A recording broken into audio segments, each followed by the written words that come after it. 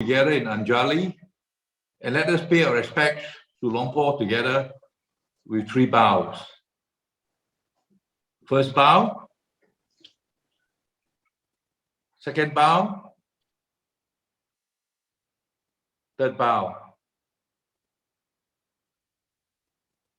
Brother Rene will now lead us in a request for 3 refuges and precepts. Brother Rene, please. Thank you, Brother William. Good morning, Luang Por. Good morning, Rene. How are you doing? I'm fine, thank you. All right. Okay. Dear brothers and sisters, we will be requesting the Luang Por for the 3 refuges and 8 precepts. Please do not unmute yourself and just chant in your own space. We will be chanting the 8 precepts. For those that are taking the 5 precepts, you may follow the screen and just chant accordingly. Brothers and sisters, let's put our hands in Anjali while I make the request.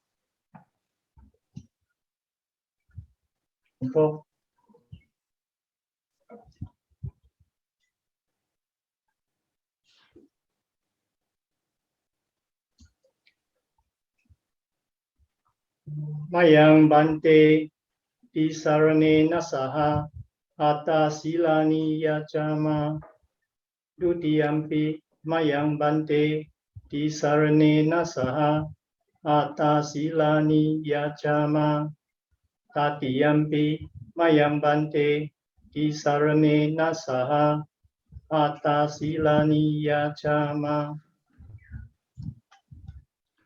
Namo tassa bhagavato arahato samma sambuddhassa. Namo tassa bhagavato arahato samma sambuddhassa. Namo tassa bhagavato arahato samma sambuddhassa. Namo tassa bhagavato arahato samma sambuddhassa.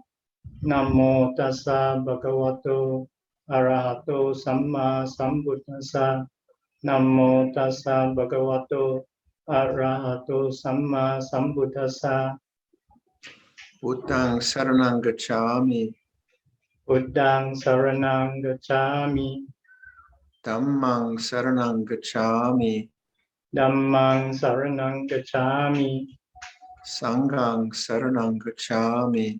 Sanghang saranang gacchami. Dutiyampi buddhang saranang gacchami. Dutiyampi Buddhang saranang gacchami. Dutiyampi dhammang saranang gacchami. Dutiyampi dhammang saranang gacchami. Dutiyampi sanghang saranang gacchami. Dutiyampi sanghang saranang gacchami. Tatiyampi buddhang saranang gacchami. Tatiyampi Buddhang saranang gacchami. Tatiyampi dhammang saranang gacchami. Tatiyampi dhammang saranang gacchami. Tatiyampi sanghang saranang gacchami. Tatiyampi sanghang saranang gacchami. Tisarana nititang. Mama bante. Panatipata veramani sikapadang samadhiyami. Anatipata veramani sikapadang samadhiyami. Attina dana veramani sikapadang samadhiyami. Adina dana veramani sikapadang samadhiyami. Abrahmacharya veramani sikapadang samadhiyami. Abrahmacharya veramani sikapadang samadhiyami. Musavada veramani sikapadang samadhiyami. Musawada veramani sikapadang samadhiyami. Sura meraya majapamadatana veramani sikapadang samadhiyami. Sura meraya maja pamadatana veramani sikapadang samadhiyami.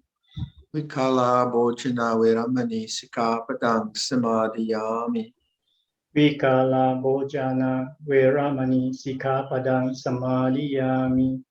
Nacha gita vadita visukatasana Mala Kanda Vilepana Dharana Mandana Vipusanatana Veramani Sikapadam Samatiyami. Nacha Gita Wadita Visuka Dasana Mahalaganda Vilepana Dharana Mandana Vibhusana Tana Veramani Sikapadang Samadhiyami. Uchasayana Mahasayana Veramani Sikapadam Samatiyami.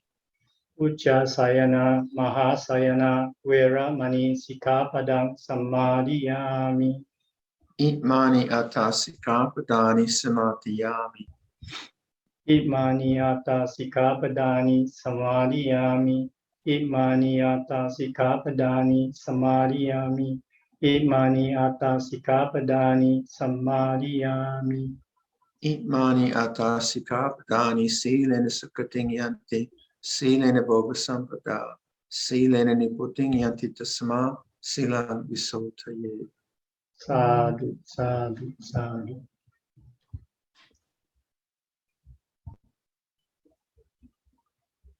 Well done, Thank you, Rene. Bhante. Thank you, Brother Rene. We would now like to request for Dharma talk.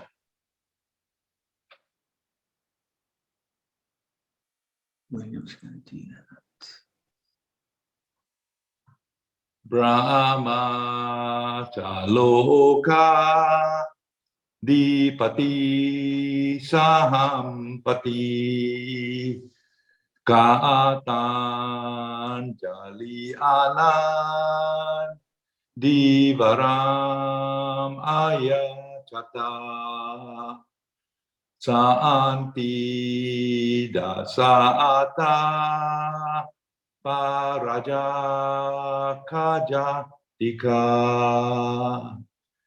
Dese tu Dhamma Anukampi Mam Pajam. The Brahma God Sahampati, Lord of the world, with palms joined in reverence, requested a favor. Beings are here with but little dust in their eyes. Pray teach the Dhamma out of compassion for them.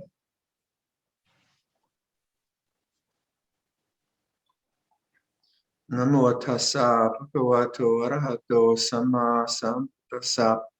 Namo tassa bhagavato arahato samma sambuddhassa. Namo tassa bhagavato arahato samma sambuddhassa. Buddhang dhammang sangham sa. Good evening, everyone, and good morning and good afternoon, wherever you are on the planet. I'm sitting in the monks' library at Tisarana. I have 8 friends with me who are joining the retreat. Today was one of those beautiful winter days in Canada. It was, I think, minus 16 at Ajahn Pavrov's Kuti. Clear blue skies, really dry, cold. I walked down to the lake. It's frozen. You want to go skating, Jane? So it's very, very beautiful here. And I've just come back from Thailand, where I had palm trees and warmth. So I've got some contrasts. Anyway, I'm grateful, William, for all of friends in Singapore for organizing this retreat. I think it's a great idea. For those of you who don't know where this term Buddhamas comes from, maybe most of us have heard the story, but some time back when there were very few Western monks with Ajahn Chah, one of the monks told Ajahn Chah about Christmas. He had no real idea of Christianity, and he explained to Ajahn Chah what Christmas was. And so Ajahn Chah said, well, we can do Buddhamas. And so that seems to have stuck. So we're doing Buddhamas. And Luang Por Chah was obviously, like, he taught from the conventions of Theravada Buddhism, but wherever there was goodness, he praised goodness. And in this sense, from what I remember, he praised the intentions of Christmas, the intentions of compassion and generosity and communal harmony. And the title of the retreat, Timelessness of Knowing. Well, which knowing are we talking about? Well, it's not the knowing of facts, the knowing of information, the knowing of ideas. That's there, isn't it? I know it's, I know where my room is, or I know what the square root of 9 is 3, I think. That's factual knowing. But the knowing we're talking about is the knowing of witnessing, or the knowing of awareness, which isn't a thought. It's not an idea. It's present moment reality, awareness of the way things are as they present themselves. And why do we use timelessness? Because it's not something that's constructed and built up over time. If you want to prepare Christmas dinner for the family, that'll take you a few hours if you have a big family. So that's something that's built up over time. If you want to clean your room, it's a bit messy, that will take time. So these kinds of experiences that we have are time bound. But that which witnesses experience, that which knows experience, is not a matter of time. You can always remember that. So the timelessness of knowing. And knowing is the preeminent necessity for any kind of insight. If I don't awaken to life as it presents itself to me, moment by moment, then I can't understand cause and effect. I can't see why I'm unhappy or happy, and there's no insight possible.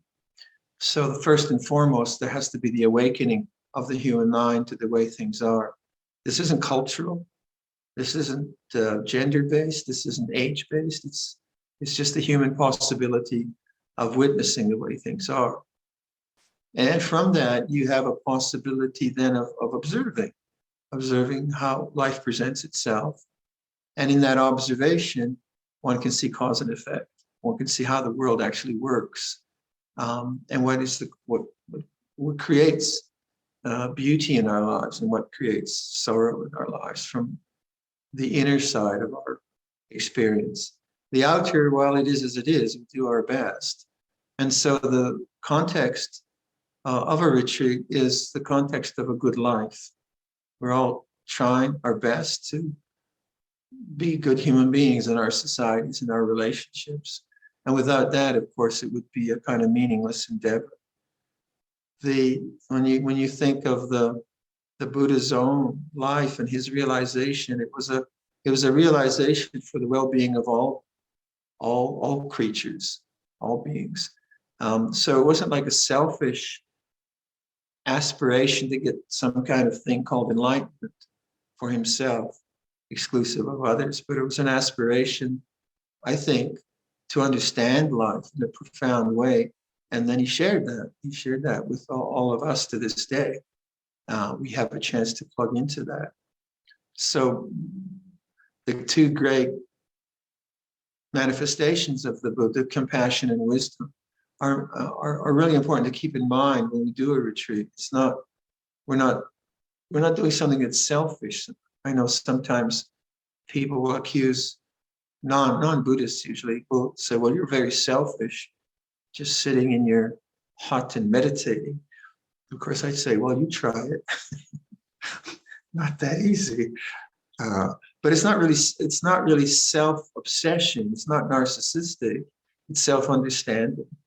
So when we're meditating, we're taking time, putting away the distractions of life as much as possible, and we're creating some space where we can observe and we can train, and we can see what the results are. In Theravada Buddhism, you have a lot of, like those of you who are experienced. I was looking at the numbers of people, and it seems that I would say over maybe 3/4 are fairly experienced, and maybe a quarter are new to this tradition. But Theravada Buddhism has a lot of kind of esoteric ideas about attainment, where you can get this state of meditation, or you can get this state of insight. And so that part of it can get kind of greedy.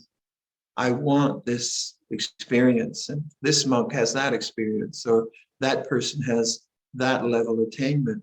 And there is a kind of dialogue that goes around in Buddhist circles, which is to me almost like a spiritual materialism. Who's got what, and who doesn't have what. Whereas my sense of it is that our aspiration is one where we become more and more compassionate to each other, more and more sensitive to each other, more and more able to perceive each other in the beautiful ways of metta karuna, which isn't, to me, it's not so much an attainment, it's more like something gets out of the way. And what gets out of the way are greed, hatred, delusion, fear, anger, resentments, self-doubt, all those different things that can really haunt the mind. And from that clearing away of stuff, we have this beautiful possibility of human enlightenment, not as something exclusive, but actually something which connects us with life and connects us with all beings, all humanity. So that's my take on it. Not so much working towards some altered state of consciousness or working towards some refined state of samadhi, but rather just in the ordinariness of our experience, discovering that consciousness is actually very peaceful. If we can just slow down a bit and have a good look at the way things are. So this language of knowing and timelessness is a very important language for me, because time is self, isn't it? Like if you look at the way your mind works, when you're how much of the thinking mind is about the future or the past, and how much of the thinking mind is a sense of me, a kind of egoic me, worrying about this or being resentful of that, or planning this, or back and forth, and that sense of I, that preoccupation of the sense of I, is really just a preoccupation with thought, but it creates a world of time. Now, timelessness is what is timelessness? Well, how do you define that? How do you define timelessness? It just is. And that's always the present moment. So my preference in the spiritual practice is to first and foremost remember the timeless nature of this experience. That right now, whatever you're doing, whether you're falling asleep or you feel energetic, or you're in a hot climate or in a cold climate, or whether you're old or whether you're young, there is something the most profound thing of this moment is that you know you're present. That you cannot deny. And whatever you call presence, you cannot deny that. It doesn't matter what your experience is. Your experience can be good or bad. And this sense of presence we don't tend to notice because we're so preoccupied with our emotions, with our duties and responsibilities, with our memories, with all manner of media distractions. And that's our life. There's nothing particularly wrong with that, but that continual going out into sense experience and being taken by sense experience and being preoccupied by sense experience means we, as I like to say, we're not available for the peace of the mind because we don't know how to stop. We don't know how to just be with the way things are. Our habits of thought and our habits of personality just keep running on with thought, with doing, with self-judging, with judging others, and on and on and on. So in the timelessness of knowing, we're not trying to get rid of anything. We're not trying to become anything. Now that is easy to say, but it's actually profoundly difficult to do, because as soon as we make effort in anything in life, we usually hope for a result. Otherwise, we wouldn't make the effort. We want to get something, or we want to get rid of something. And we do that. We do that all the time. That's the way we make effort. Again, nothing wrong with that. But the spiritual life it's a different approach. And it's a different approach to the way we usually make effort.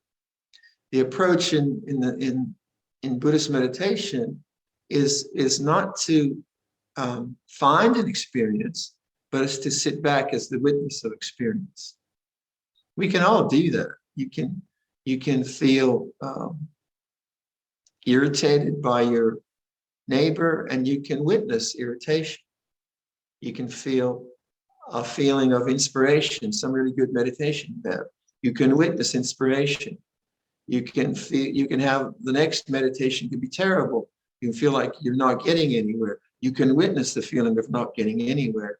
And notice all the experiences were different in that little list, but witnessing is not different.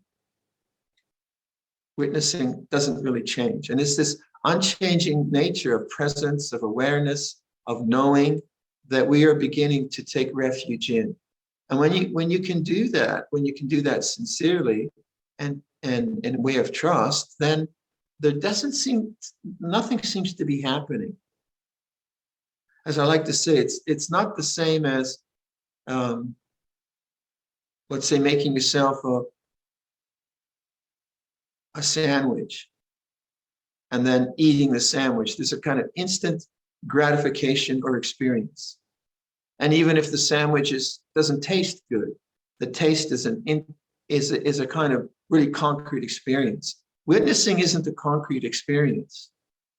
When you witness something, it's not so much the experience, it's the witnessing we're interested in. And the way I like to think about meditation is to play around with the senses. So as those of you practiced with me, I'll just ask you to listen to sound. And then I'll ask you to feel your breath, to move between two sense bases. And it's a very interesting kind of little experiment. If you do that and you really pay attention, you'll notice that the sound is as it is. It's changing. And you can do that with me now rather than tomorrow. Do that right now. Just listen to sound. Forget about meditation, but just listen to sound. Now, what do you have to do that? We have to be present. If you're thinking about what I'm talking about, you're not listening. So just that very simple instruction, listen to sound, what does that do? Well, that gives you a sense of presence. It doesn't, and it doesn't really matter what the sound is. You can have a noisy neighbor next door. You can have the tranquility of a monastery. But that very quality of listening or that sense of attention, what is that? And it's always there. Sound can change. You just have to remember to listen. So you listen. And what do you notice? Well, you might notice the sound, but you also notice that there's a silence in the listening, isn't there? If you're willing to just stop for a sec, if you're willing to put down thoughts and put down the future and let go of the past, and just willing to just listen, you notice there's silence there. That's the silence of knowing. That's the silence of presence. And then if you change the sense base, you just look like this is a lovely room. If I just look at the light, well, really look at the light, not just think about it, but actually look at it. What do I have to do? I have to stop thinking, planning, organizing, and I look at the light, and there's the same silence, isn't it? There's a silence of knowing. You change the sense base. Feel the weight of your body on your cushion, on the chair. What do you have to do that? You have to know. You localize your attention on the body, feeling of my body on the chair. And there's the same silence. Right? Now, that's not a technique. There's nothing really fancy about that. But each time I make the intention to just listen, to just see, to just feel, and just know it as it is, there's the timeless silence of knowing. It's very silent. Now, that's very hard to do in a sustained way. It's hard to do that for 45 minutes. Why? Well, because the habits of personality, the habits of thought, the habits of desire. And so our training in meditation is not to get anything special, but rather to abide as this witnessing silence, moment by moment, moment by moment. This takes trust. This takes trust.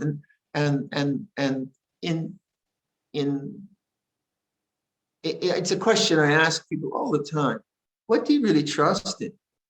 Well, on one hand, morally, I trust in good behavior and good intentions.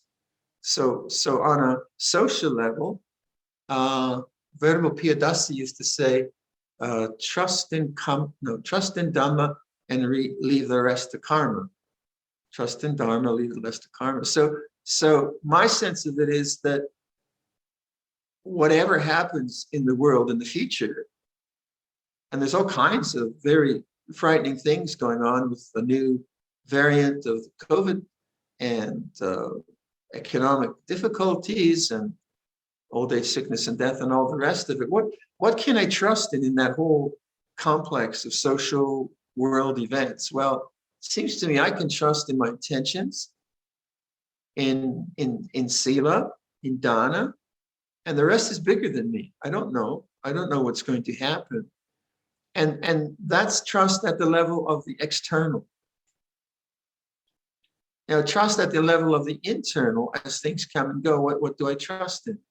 Well, my interest in Buddhism is transcendence. The word transcendence is a difficult word, but if I go back to my intentions in being a monk and taking up the path, I'm terribly interested in the Buddha's enlightenment. I hope you are too. Personally, I'm not really interested in rebirth because that's about time. So rebirth, I'm not a psychic. I don't have much memory of those, none actually. I mean, I have a sense of faith that consciousness is not just embodied in one incarnation, that consciousness has some way of evolving or recycling, but I don't really know. So it's a kind of belief I have as a Buddhist. But my interest isn't in that. My interest is in the Buddha's enlightenment. The Buddha's enlightenment wasn't about a convenient rebirth next time around. Think about it. Now, as Buddhists, we talk in two ways. We talk about enlightenment and we talk about rebirth. And both are valid ways to talk about teaching. But I think on a meditation retreat, like in terms of rebirth, I think if you're doing good works and you're living in your society in a way which is caring and considerate to all the factors of life, then I think you're covered in terms of rebirth. I'm not sure, but it must work that way.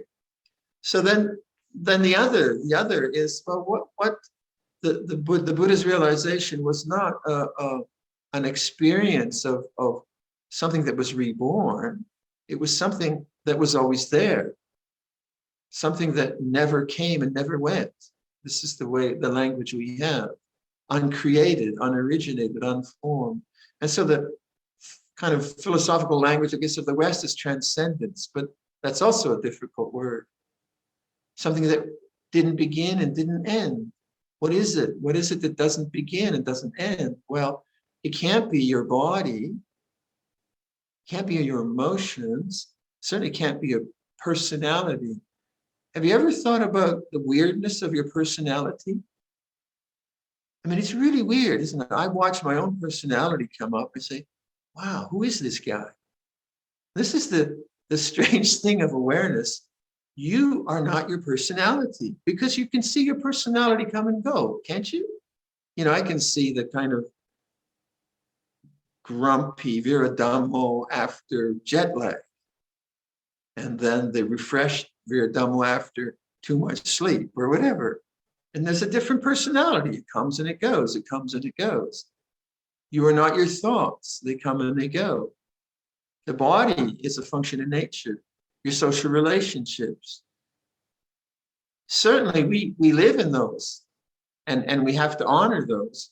And that's the life of Sila and Dana. But the aspiration to transcendence is a kind of curiosity about, well, if the Buddha said, the Buddha said that which has the nature to arise has the nature to cease. And some people say everything is impermanent. No, that's not the teaching, that everything is impermanent. That which arises and ceases is impermanent. Yes, that which is born dies. Yes, but the Buddha did realize something which was stable. And so then the question, I think, for a contemplative is, so what is it that's not changing? Is there anything that's not changing? Well, you eliminate all experience, basically. Your body, your emotions, memory comes and goes. Right? So what are you left with? What are you left with? Well, you're left with presence or consciousness or awareness or knowing. And it's referring to that rather than referring to the objects of experience that opens the door to transcendence. So desire, the desire mind, is always that which is seeking some kind of change in the situation to be more comfortable, to be more beautiful, or to be less ugly. Or so desire is a necessary part of our experience. There's nothing wrong with it, but desire is that which is always attached to experience, always involved in changing experience, getting different experience, getting better experience, getting rid of bad experience. So that's the nature of desire.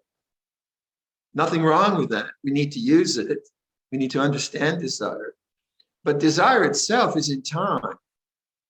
It's always something that's driven by time. What is timeless? Well, there's something in you which can notice fulfilled desire and unfulfilled desire. There's something in you which is aware. So during this retreat, we have what do we have till the 26th? We have the short window of opportunity, and so I would suggest, if you can you minimize your distractions? Can you minimize the mind going out into experience and cultivate an attitude of just knowing whatever experience is there, whether it's good, bad, or indifferent? So rather than filling the mind during a retreat, I would say let the mind just empty out.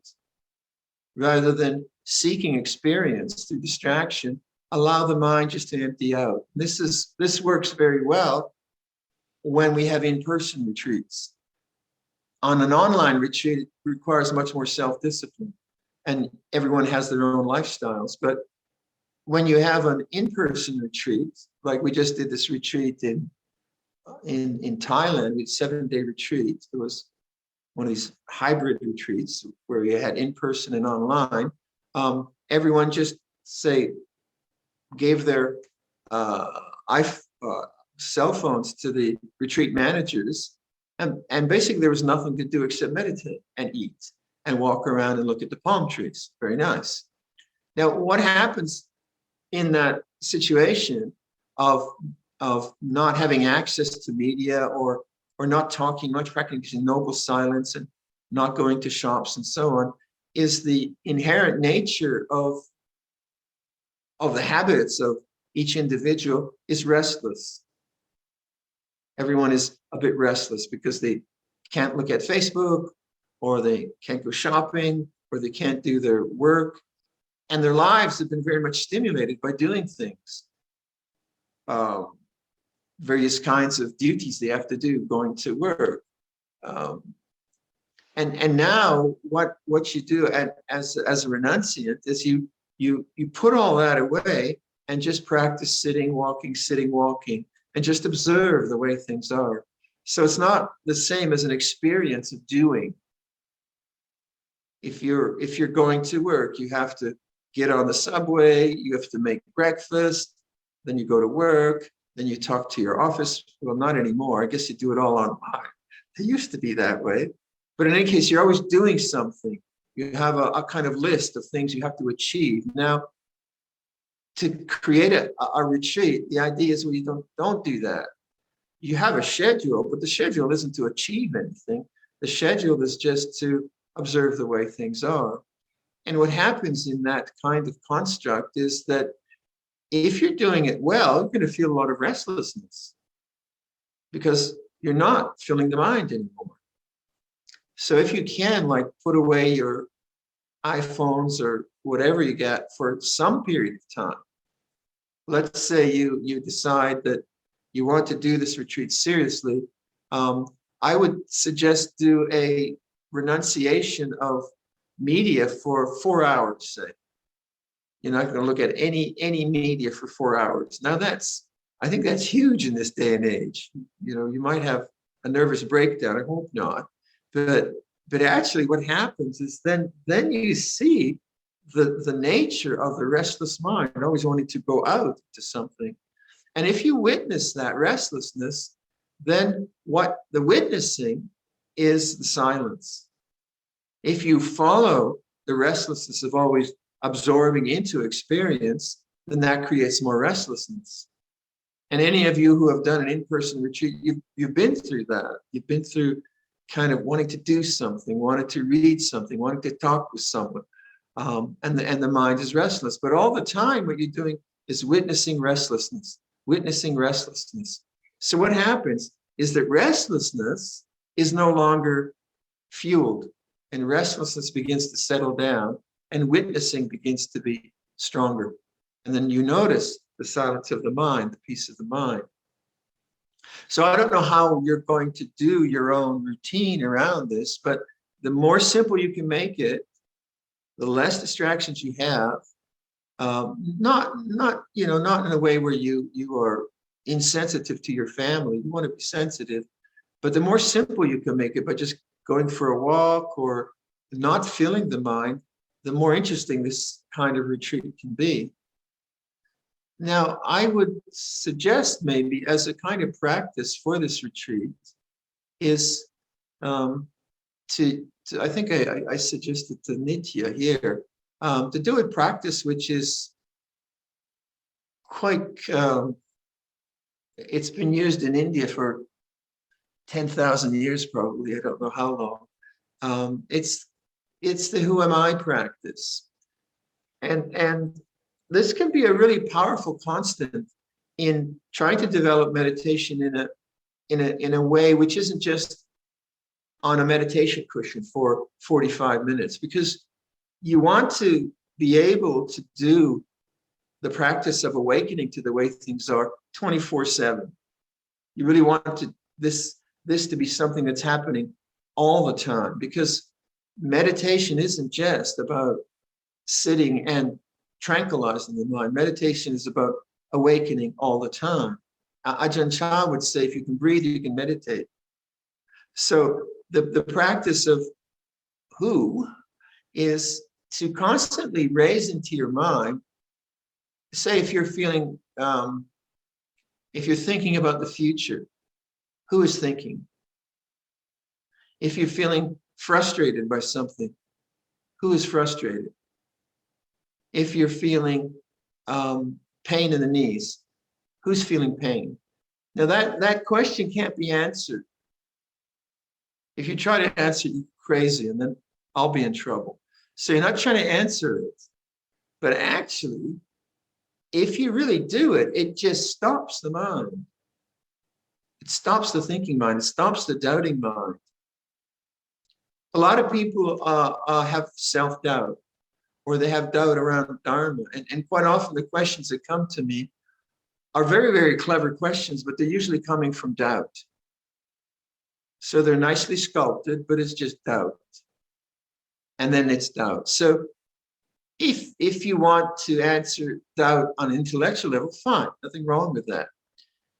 But you can also raise the question, who's doubting? And you'll find your mind stops. Your mind comes to present moment clarity.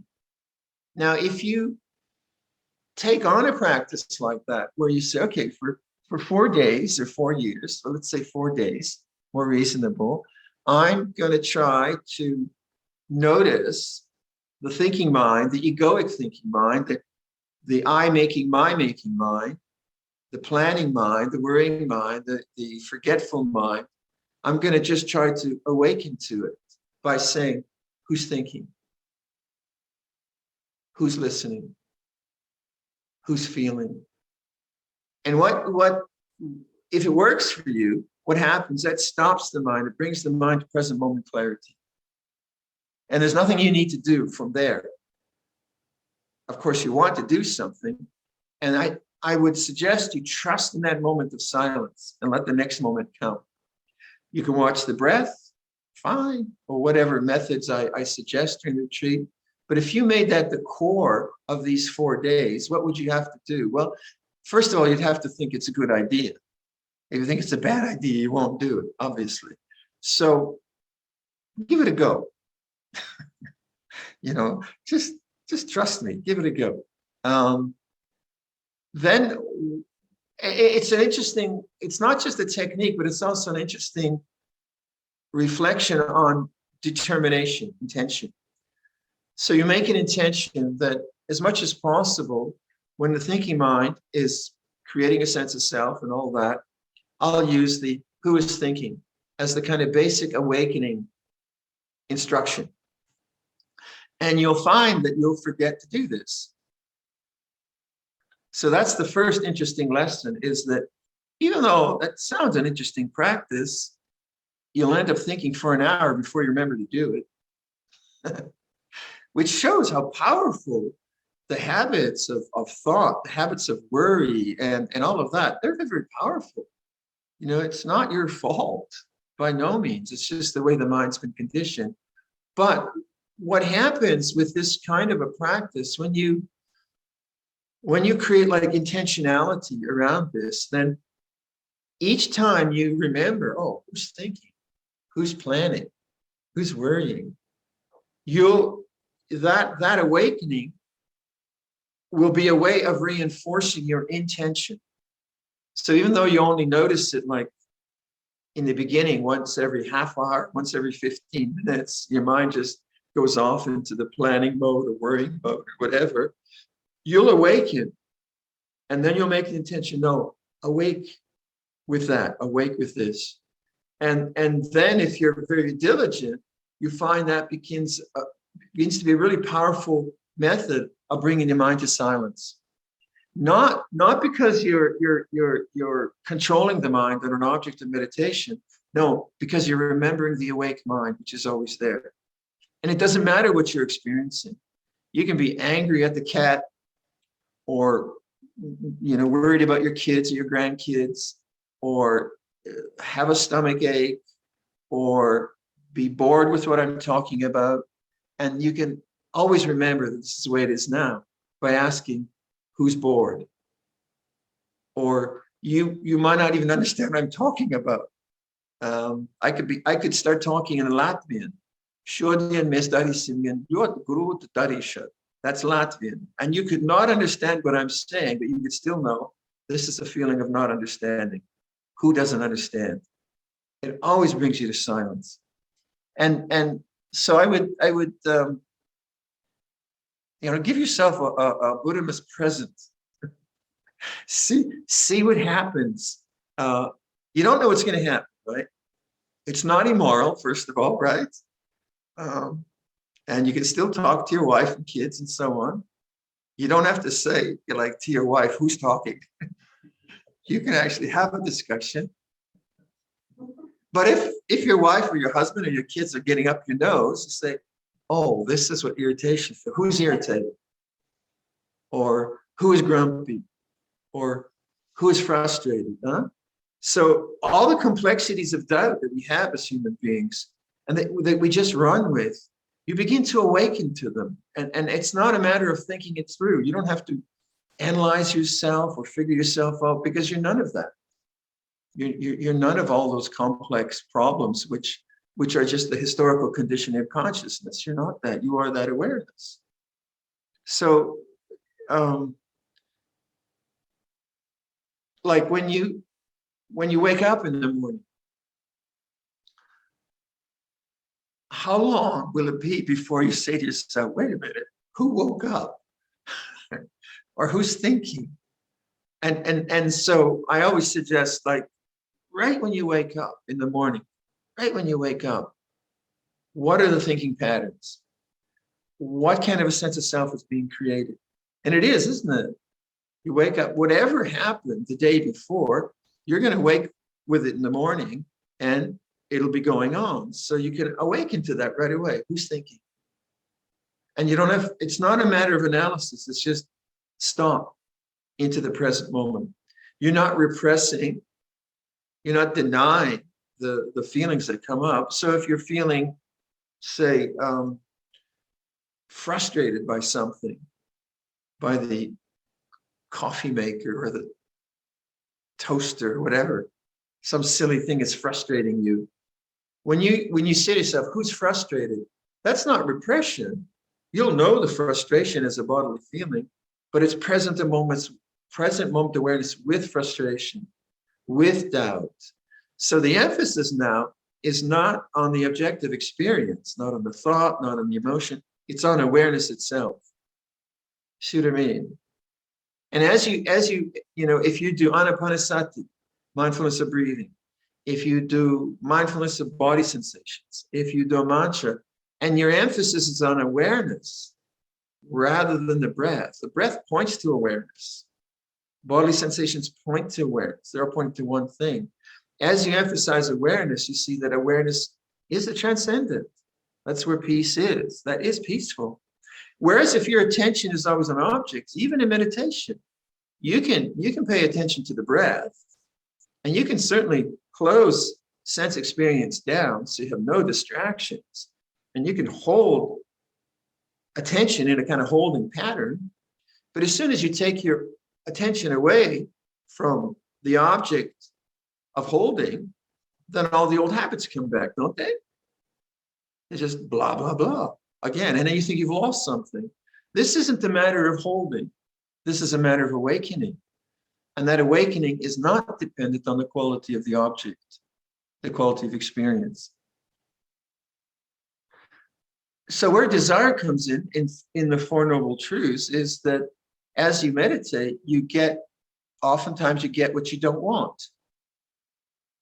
Physical discomfort, dullness is an insidious kind of thing that creeps up on you. Self-doubt.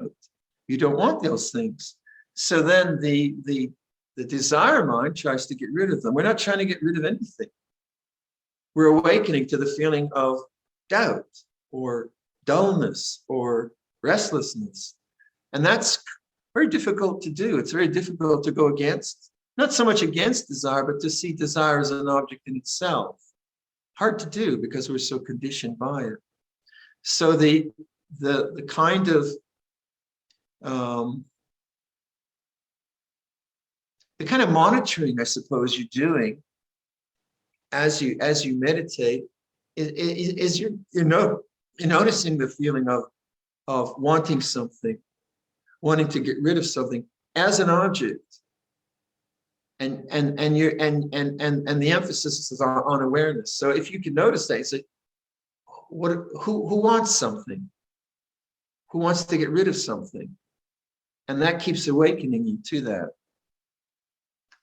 It's a very simple practice, but it's much respected and used in the Chinese tradition, in the South Indian traditions. Now, the trouble with a question brings you to clarity. If I say to you, what's the loudest sound in the room? Then all of a sudden you listen.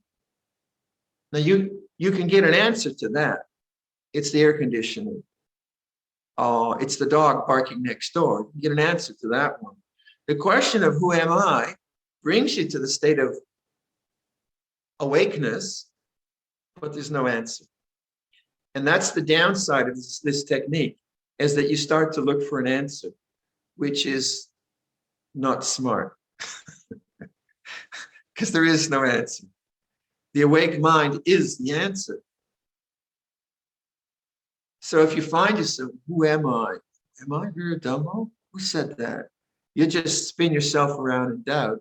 But if you take the doubt to brightness, then contemplate that brightness, just knowing the way things are. Have faith in that. And then see what happens over 4 days' time. How it affects you.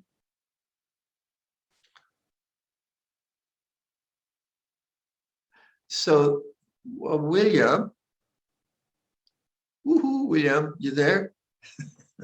Yes, Luang Por. So the schedule for the retreat is like there will be guided meditations and so on. I haven't really checked it out. I just checked out my bit. Yeah, Luang Por has until 10 o'clock, which is actually an hour and a half, Luang Por, this morning. So what happens after this talk? After this talk, we will go into the guided meditation. Okay. Pre-recorded. Okay, right. So whatever I say in the guided meditation, I'm not sure what I said. I said something. I haven't listened to them, but use them with this idea of constantly awakening the mind to the way things are, and then add this little bit: who is thinking, who is doubting, who is frustrated, and then learn to just abide in that sense of awake mind. Learn to abide in it for 5 seconds, for 10 seconds. And then when you find you're once again transacting business stuff or arguing with someone in your own mind or feeling resentful about something that happened to you, you'll get kidnapped. Awareness gets kidnapped in that way. There'll come a moment where something in you will awaken. Don't try to get rid of thought. Don't try to get some other experience, but just bring your mind to who's thinking and then stop. Notice the stopping, notice the space. Expand that space from 1 moment to 2 moments. They get lost again. Who's thinking? And try to make that a very powerful intention in the way you practice. Okay, I think I've sort of kind of covered what I wanted to cover, William. So I know I'm supposed to go till 9 o'clock, but will you fire me if we stop now, or? No, Luang Por, we will thank you first. Han Damayang Dhamma Kataya Satu Karam Tatamase. Now let us express our approval of this Dhamma teaching. Sadhu, sadhu, sadhu anumodami. It is well. I appreciate it. And, thank you very much, Luang Por. Okay, to be honest, I'm a bit tired. Yes, I'm still before you still go, sort of Luang in Por, jet we'll pay our lag mode. respect first. So We'll pay our respect first. yeah. So brothers and sisters in the Dharma, please put your palms together in Anjali and let us just pay our respects to Luang Por with 3 bows together. First bow. Second bow. Third bow. Okay, everyone. Okay, Luang Por, we